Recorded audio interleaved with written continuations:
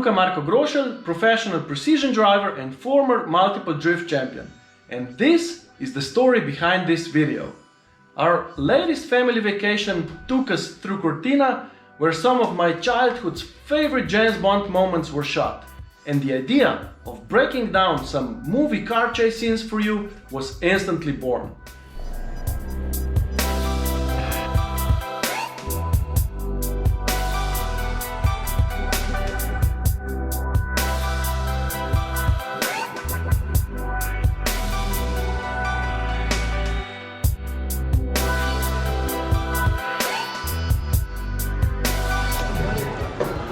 Even though no actual car chase scenes were shot in Cortina d'Ampezzo during the filming of For Your Eyes Only, just walking down the Corso Italia still gave me the idea of making these videos.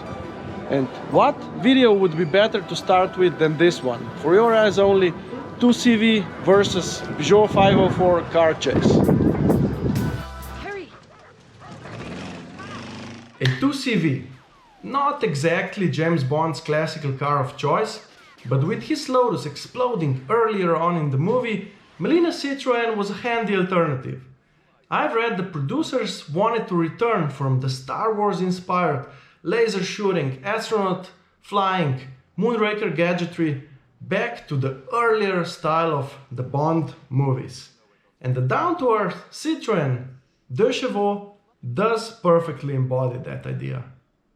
Hey, don't get prematurely disappointed. The fact that the legendary Remy Julien was the mastermind behind these stunts promises nothing less than a perfect execution and great action. When I was a kid, there were two kinds of stunts. The Remy Julien's ones and others where tires were squealing on gravel, cars flipping over and exploding without no obvious reason.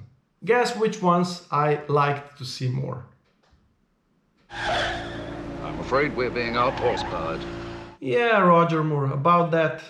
The 2CVs in this movie were actually fitted with way more powerful 4-cylinder engines from a Citroen DS, with anywhere from 75 to 141 horsepower and a dry weight of just 600 kilos. You suddenly start realizing that the 504s were actually those out-horsepowered. And adding the original 2-cylinder 2CV sound just brings some extra authenticity points to this movie. Back in the days, there wasn't much CGI, or it was really bad and obvious, so it was mostly up to the stunt crew to deliver the perfect shot. The teams usually built a few different cars to film such scenes, each one serving for a certain purpose. This one, for example, had a roll cage fitted, just as seen in real racing cars. If you look closely, there are also no seats installed for this scene, and I'm 99% sure that's because bucket seats were actually fitted to keep the precision drivers in place and safe for the demanding scenes. Racing seats are quite distinct and were most probably removed to retain the standard appearance of the car. The Peugeot 504s were front-engine, rear-wheel drive cars, which makes them perfect for some sideways action.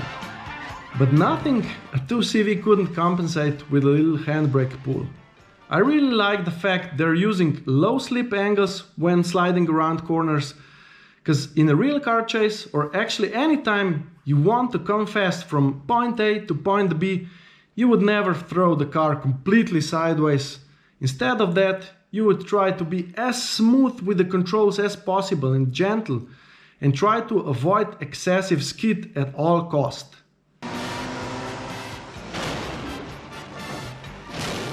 This roll, at least to the point when they start showing the onboard footage, is completely legit.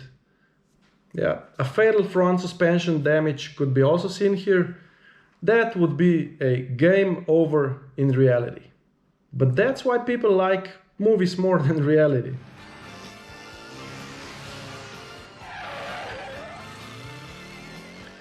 A J-turn is a classical precision driving trick, with a relatively low difficulty level, but this one was performed flawlessly, with the steering wheel always pointing in the desired direction, and at the end of the rotation he was actually already taking the right-hander. Hold tight. This jump has Hollywood written all over it, but it was spot on, although in my opinion the tire touching the roof was shot separately in the contemporary CGI mode. The jump, as well as avoiding the truck afterwards, might look easy, but there's a lot of calculating to be done before the execution.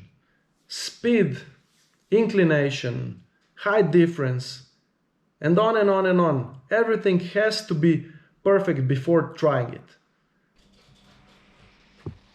The car landing and staying on the tree is not gonna happen in real life, but it's still a cool closure for this car chase scene, and I let it pass for that. Before giving the final verdict to this scene, I would really like to point out some other action scenes in this movie. The motorcycle and ski stunts were absolutely fabulous. And although I did do some motorcycle stunting back in my days, I'll still let others be the judge of that, but I can still enjoy some Cortina snow and give the final rating for this scene, which is 9 out of 10. It would be a clear 10 out of 10 had they used the Lotus Esprit for just a few action scenes. No, just joking. It was excellent. And if you liked our breakdown, hit that like and subscribe button and tell us what we should break down next time. Love you guys and see you.